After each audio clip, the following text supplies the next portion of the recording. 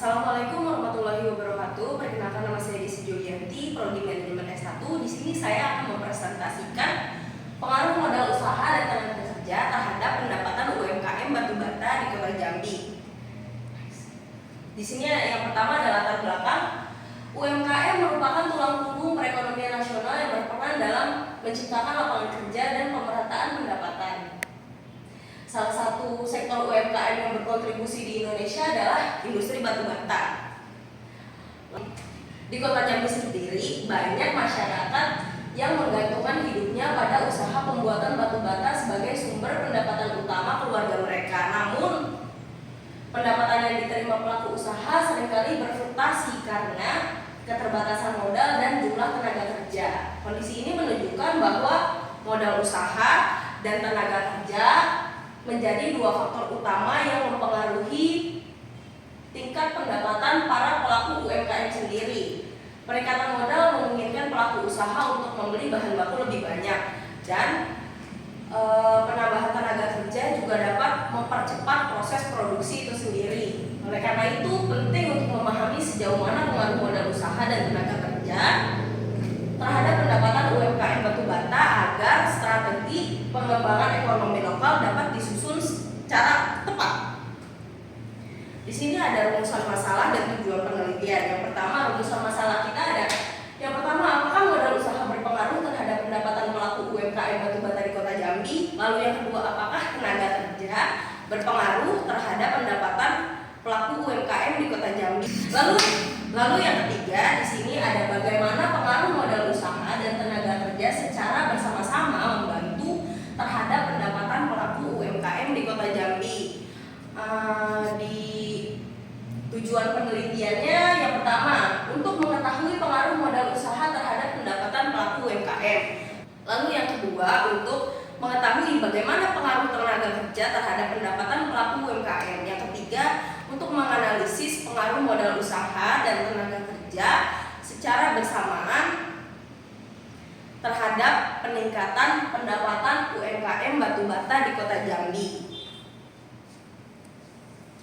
Nah, di sini ada metode penelitian. Penelitian ini menggunakan pendekatan kuantitatif deskriptif untuk menjelaskan hubungan antara modal usaha dan tenaga kerja dan pendapatan pelaku UMKM batu bata di Kota Jambi sendiri. Yang pertama adalah lokasi penelitian. Kota Jambi, khususnya di beberapa wilayah, menjadi sentra produksi batu bata. Yang kedua, di sini ada populasi dan sampel. Populasi penelitian ini adalah seluruh pelaku usaha UMKM batu bata di Kota Jambi. Lalu sampel penelitian terdiri dari 35 pelaku usaha yang dipilih secara proporsif sesuai kriteria penelitian. Lalu yang ketiga ada teknik pengumpulan data.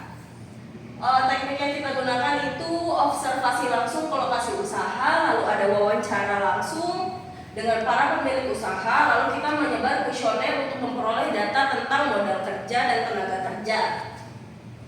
Lalu yang keempat ada teknik analisis. Data yang diperoleh dianalisis secara deskriptif dan kuantitatif sederhana dengan tujuan untuk mengetahui pengaruh antara kedua variabel bebas, modal dan tenaga kerja terhadap variabel terikat, yaitu pendapatan. Selanjutnya di sini ada pentingnya modal usaha. Modal usaha itu sangat berperan penting dalam menentukan kapasitas produksi. Dengan modal yang cukup, pelaku usaha dapat membeli bahan baku, memperbaiki alat, serta meningkatkan jumlah produksi. Keterbatasan modal menjadi kendala utama untuk mengembangkan usahanya secara optimal. Oleh karena itu, peningkatan akses terhadap sumber modal perlu menjadi perhatian baik bagi pelaku usaha maupun pemerintah daerah sendiri. Lalu di sini ada modal itu sangat mempengaruhi produksi, dan produksi itu mempengaruhi tingkat pendapatan. Lalu di sini ada peran tenaga kerja. Tenaga kerja merupakan faktor produksi yang berperan langsung dalam pembuatan batu bata. Jumlah dan keterampilan tenaga kerja menentukan kecepatan serta kualitas hasil produksi itu sendiri. Semakin banyak tenaga kerja yang tersedia, maka semakin besar pula jumlah produksi yang dapat dihasilkan. Namun, produktivitas itu tidak hanya bergantung pada jumlah, tetapi pada keterampilan, semangat kerja, dan pengelolaan yang baik. Pelatihan dan pembagian tugas yang tepat dapat meningkatkan hasil produksi serta pendapatan pelaku UMKM. Nah, di sini ada kondisi UMKM batu bata di Kota Jambi.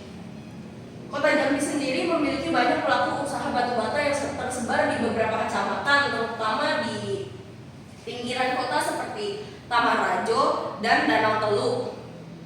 Sebagian besar usaha ini dikelola secara tradisional dan berskala kecil.